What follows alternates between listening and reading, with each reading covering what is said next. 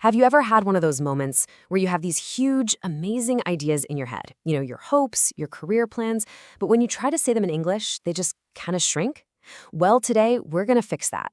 We're going to build a toolkit together to help you talk about your life and your goals with the kind of confidence they really deserve. It's such a common feeling, isn't it? You know you have the right words, you studied the vocabulary, but when you speak, you just get that confused look. It is so frustrating when you know your ideas are brilliant, but they just seem to fall flat. Okay, let's look at a real example so you can hear what I mean. Here's a phrase that's really hard for a listener to understand. Anne's best on them weekend. Now listen to the clear version. Based on these conversations. Wow, the difference is night and day, right?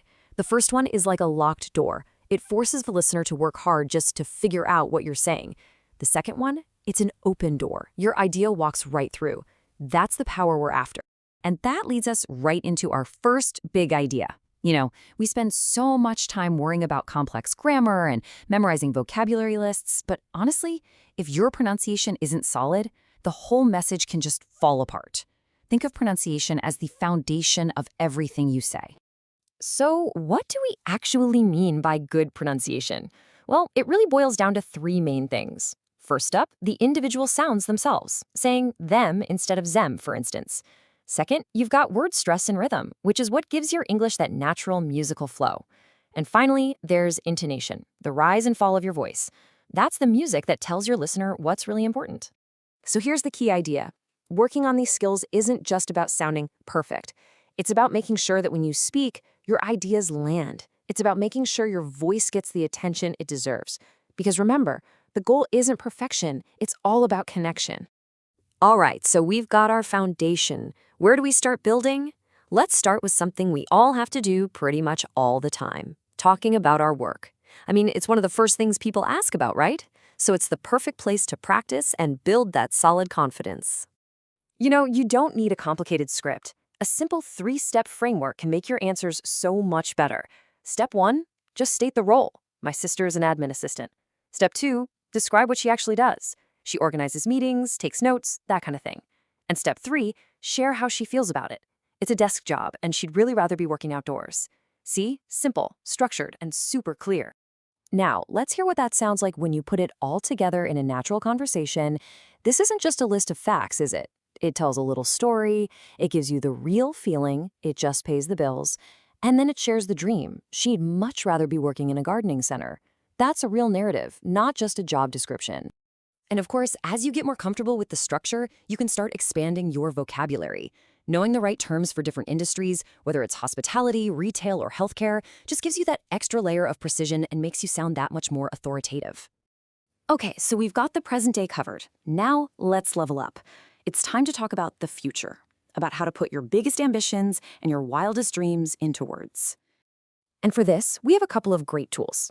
The phrase, I hope, is perfect for, expressing a wish, right? Like, I hope that one day I'll become a doctor.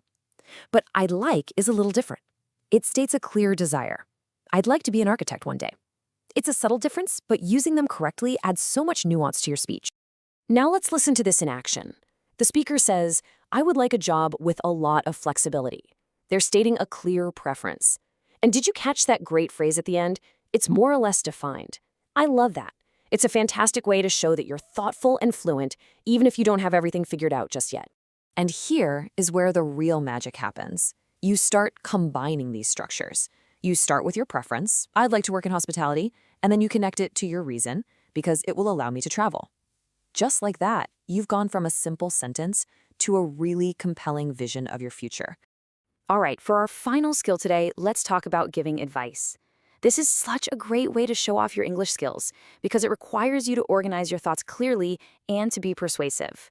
You want to know the secret to giving great advice? It's not just what you say, it's how you structure it.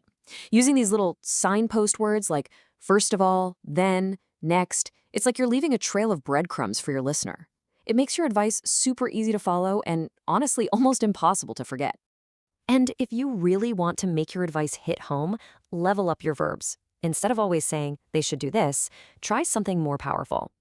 I'd advise them to update their CV. I'd recommend they look into the visa requirements. You could even say, I'd warn them not to expect a high salary right away. These verbs just add so much more weight and clarity. Okay, we have covered a ton of ground today. We started with the nuts and bolts of pronunciation and went all the way to the art of giving great advice. So let's pull all of these pieces together into one simple, powerful blueprint you can use. Here it is, your blueprint for confidence. It's just 4 steps. 1. Focus on your pronunciation because clear is kind. 2. Use those simple frameworks to organize your thoughts. 3. Play with the different ways you can talk about your hopes and your future. And 4. Use those strong verbs and signposts to make your advice powerful and easy to follow. At the end of the day, all of these tips and tools have just one purpose: to help you share who you are and what you want with the world. So I'm going to leave you with a question to think about. Using this blueprint we built together, what's one dream that you can describe right now with a little more confidence? Give it a try. The floor is yours.